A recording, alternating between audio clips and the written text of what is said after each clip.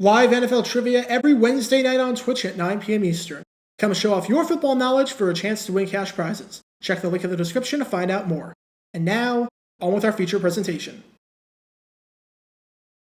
It stands to reason that usually, good quarterbacks will have good games, and bad quarterbacks will have bad games. When the Jets had Joe Namath under center in his prime, you could reasonably be assured that he was going to play well and the Jets' offense was going to do good things. Conversely, when the Jets had Browning Nagel under center, you could reasonably be assured that he was going to play poorly and the Jets' offense was going to sputter. And there have been close to 1,000 games played in the history of the New York Jets. With that many games, a lot can get lost in the shuffle, and it can get tough to determine the most surprising start in the history of the team. However, there is one that stands out from the rest. There was one game that was incredibly surprising, to the point where no one whatsoever saw it coming. The quarterback in question was essentially playing out of necessity. The quarterback in question was really bad, and his coach didn't seem to have the slightest bit of confidence in him. And yet, despite all of that, not only did he completely revive the offense to give the team a much-needed spark, but he had one of the greatest games by any Jet quarterback ever at the time. In 1971, Bob Davis put together the most surprising start in franchise history. And this is the story behind that game. Before I talk about the actual game, we need some context to understand why Davis was starting in the first place, as well as how bad he was entering this game, so we can really get an idea of his ineptitude. Entering the 1971 season, it was very clear who the starting quarterback was going to be. The Jets had a legend on their team named Joe Namath. At the start of the decade, he was one of the best quarterbacks in professional football. I've already spoken about Namath many times on this channel, so I'm not going to list every single accolade he had. But in his first 6 seasons, he was named an All-Star 4 times, led the league in yardage twice, led the league in completions twice, became the first quarterback in American football history to throw for 4,000 yards in a single season, and was named the MVP of Super Bowl III after guiding the Jets to the shocking upset victory over the Baltimore Colts. But the best laid plans of mice and men go awry, and in the preseason, things went really haywire for New York and company. If you want to know why coaches tell their quarterbacks never to attempt to tackle, well, it's because of incidents like this. During a preseason game against the Detroit Lions, after the Jets fumbled, Lions linebacker Mike Lucci recovered the ball and ran it 29 yards for a touchdown the other way. However, on the play, Namath was the last line of defense and tried to make the tackle. He failed and severely damaged his left knee in the process. Namath's knees were already notoriously bad, and this injury wasn't going to help. The outlook was grim. Namath was already asking about what he had to do to get ready for the 1972 season, completely throwing 1971 out the window, and team orthopedist Dr. James A. Nicholas said that the best-case scenario for Namath's return was late November. Namath had no regrets about the tackle, saying that he couldn't let him just go uncontested, and jokingly said, "I guess it proved that I'm not a defensive back." For an extended period of time to start the season, and possibly the entire season depending on how things went, the Jets were going to be playing without their superstar quarterback, and were going to have to rely on Woodall, the backup, to fill the void and somehow keep the Jets afloat. The end result? It was very ugly. Like, really ugly. I'd be here all day if I listed every instance of a backup quarterback coming in for an injured starter, shocking everyone and playing well. Tom Brady, Kurt Warner, heck, Earl Morrall won the MVP just a few years before after filling in for Johnny Unitas. The list goes on and on. But as you can probably guess, Woodall was not on the list. Not by a long shot. Woodall was drafted by the Jets in the second round of the 1969 NFL Draft, and he actually played 9 games in 1970 filling in for Namath. The Jets struggled with Woodall under center as the team went 3-6 in his 9 starts that season. But while I don't think anyone would call him good, because he very clearly wasn't, he wasn't terrible. He was respectable at the very least, finishing in the middle of the pack in just about every major statistical passing category. So maybe Woodall could do the job in 1971, especially with a full year of experience under his belt. You could maybe make a defense for Woodall's 1970 campaign. There was no such defense for 1971. The Jets were flat out terrible with him under center. Jets fans were probably thrilled that because of TV rules, every home game was blacked out, just so they didn't have to watch this mess. In Week 1 against the Baltimore Colts, the Jets lost 22-0, finishing with just 66 net passing yards. In Week 2, the Jets lost 17-10 to the St. Louis Cardinals. While they somehow stunned the Miami Dolphins in Week 3 with a 14-10 victory, it wasn't because of Woodall, who completed just 42% of his passes for 95 yards while throwing no touchdowns and 1 interception. And in Week 4, the Jets got shut out at the hands of the New England Patriots, losing the game 20-0. In this atrocity, Woodall went 4 for 24, completing 16% of his passes while throwing for 20 yards, no touchdowns, and no interceptions, posting a passer rating of 39.6, which is, well, that's exactly what your passer rating would be if you did nothing but spike the ball into the ground on every single play. If you add up the yardage Woodall took from sacks, the Jets finished that game with 8 net passing yards. That's it. Through 4 weeks, the Jets had already been shut out twice. They scored 24 points, which came out to an average of 6 points per game. If the Jets scored a touchdown and an extra point in their next game and did nothing else, their average would literally go up. That's how bad it was. They had the worst offense in football over the first month. The Jets were averaging only 70 net passing yards per game, and Woodall had not thrown a touchdown pass.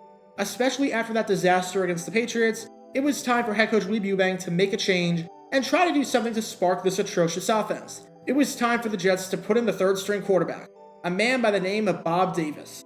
The only problem? On paper, Davis was terrible. Much like Woodall, Davis was a second-round pick, as he was originally taken by the Houston Oilers in 1967. And much like Woodall, Davis was not very good. At this point, Davis had played 4 seasons of professional football, whether it was the NFL or the AFL. He completed a mere 44% of his passes, throwing 2 touchdowns and 12 interceptions, posting a career passer rating of 33.1. To add insult to injury, while he was with the Oilers, he actually played 3 games against the Jets, who were coached by Ewbank. In those 3 games, Davis did not record a single win. He completed less than 50% of his passes, threw 2 touchdowns and 6 interceptions, and posted a passer rating of 34.1. In fact, his last game against the Jets was an abysmal game where he threw 4 interceptions. You can imagine Ewbank and everyone on the Jets who were so used to beating up on Davis every time they played him, now being completely dejected knowing that he was their only hope. And yet, it gets worse. Woodall made 6 starts at his time with the Oilers. His passer rating in those starts were as follows: 16.7, 21.8, 16.2, 38.6, 26.9, and 80.1. In case you're a first-time viewer on the channel, your passer rating if you did nothing but spike the ball into the ground on every single play would be 39.6. If you go below that, you had a really bad game. In Woodall's 6 starts, he had a passer rating below that in 5 of them. His average passer rating across the games that he started was 33.4, and even that's inflated, since the 80.1 rating came in a game where he only threw 7 passes. This was the guy the Jets were putting their faith in to turn things around, simply because he couldn't be any worse than Woodall. In the week leading up to the game, Ewbank pulled Davis aside and said, "You take the first offense." That's how Davis was informed that he was going to be the starter. No meeting, no discussion, no nothing, just Ewbank telling Davis, "Oh, by the way, you're in charge now." Davis said he wasn't feeling too much pressure, saying that he didn't feel like he was on the spot and that he wanted to play well for his teammates. However, he did have a tired passing arm that kept him out of some practices, which is always a good thing for your starting quarterback to have. And Ewbank said on the decision, "Now we'll find out whether he's a quarterback or not." Again, great words of encouragement right there. So just to recap where we are, a quarterback who has been notoriously terrible throughout his entire career, especially in games against the Jets, was now the starting quarterback for the Jets and had to take over an offense that hadn't scored a passing touchdown all season and had scored an average of 6 points per game over the first month. That is a recipe for disaster, right? Amazingly enough, what followed might be the most surprising start in the history of the franchise. October 17th, 1971. We're at Chase Stadium for this AFC East rivalry between 2 in-state rivals in the New York Jets and the Buffalo Bills. For the Bills, their season was pretty much already over. They were 0-4 and were the only team in the AFC to lose every single game that they played. As for the Jets, this was a must-win game if they wanted any shot at the postseason. Not that I think anyone was even thinking that far out. The Jets were 2 back of the wild card and the division, and if they slipped to 3 back with 9 to play, you could pretty much kiss their hopes goodbye. Yes, Buffalo was winless, and yes, Buffalo had an atrocious defense that had allowed a league-worst 140 points so far, but this was a Jets offense that had scored 24 points and had a quarterback who was bad in just about every game that he played. It was the unstoppable force against the immovable object. So how would Bob Davis perform? To the shock of just about everyone, he played out of his mind. Now before I talk about that, credit where credit is due, and it has to be given to head coach Weeb Ewbank, who decided to switch things up for the game and call some T formation with 3 running backs. As Ewbank said, "I haven't used 3 running backs since I was at Baltimore." As a frame of reference, Ewbank was last with Baltimore in 1962, so it had been a while. It was a good bit of coaching, but in terms of Davis's performance when the Jets actually went to the air, he was nothing short of superb.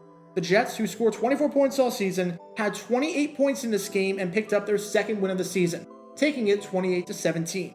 Davis had the best game of his career, throwing for 2 touchdown passes and posting a passer rating of 138.9. In starts where he threw at least 8 passes, the highest passer rating of his career had been an abysmal 38.6. In this game, he was over 100 points higher than that. In games where he threw more than 1 pass, his highest yards per attempt total was 6.8. In this game, it was 11.7, nearly double what it used to be. And unlike his time in Houston, he was very smart with knowing when to get rid of the football, as he didn't lose any yards on sacks the entire day. Bob Davis played a magnificent game of football. How magnificent? In games where Joe Namath threw at least 10 passes, he only had a passer rating as high as 138.9 3 times in his career. Davis, for one day at least, played like Broadway Joe. Unfortunately for Davis, this game was a bit of a fluke. Davis played so well in that game that he continued to start until Namath's eventual return later in the season against the San Francisco 49ers. And in his encore performances, it was not the same, as you could never replicate the magic that he had on that autumn day at Shea against Buffalo. Over his next 6 starts, the Jets went 2-4. Davis never had a game completing more than 45% of his passes. He never had a passer rating that even came close to reaching 100, let alone the 138.9 that he posted against the Bills. For the rest of the season, Davis completed a mere 38% of his passes, while posting a passer rating of 46.6, which if extrapolated over the course of an entire season, would have put him right near the bottom 5 of the league. And once Namath came back in Week 11, that signaled the end of the Bob Davis experiment.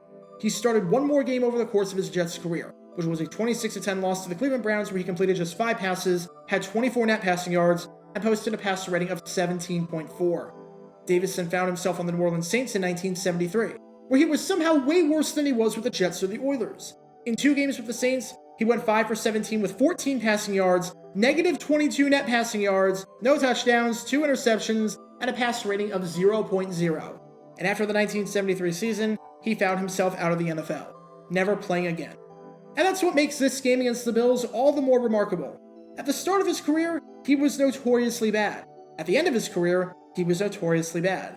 But for one game, and one game only, Davis, when no one whatsoever expected it, and when he was thrust into duty simply because Al Woodall was playing that terribly, was a star. When you consider what Davis did in every other game, and when you consider just how good his performance was in this game, especially by the standards of 1971 passing numbers, it will be tough for any quarterback in Jets history to have a more surprising start than this one right here. Get your official Jaguar Gear 9 merchandise by going to jg9shop.com, and be sure to like this video, ring the notification bell, subscribe down below if you haven't already as it helps the channel out a lot, and be sure to check out Twitch every Wednesday night at 9 PM Eastern for your chance to play NFL Trivia and win cash prizes, link in the description below. If you want to see videos like this condensed down to 60 seconds, then follow me on TikTok at JaguarGator9 and subscribe to 60-Second NFL History on YouTube. To see highlight videos of players throughout the history of the NFL, subscribe to JG9 Highlights. Also, special thanks to all of our Patreon supporters for helping the channel. Your support is greatly appreciated. See how you can become a patron and request future video topics in the description below.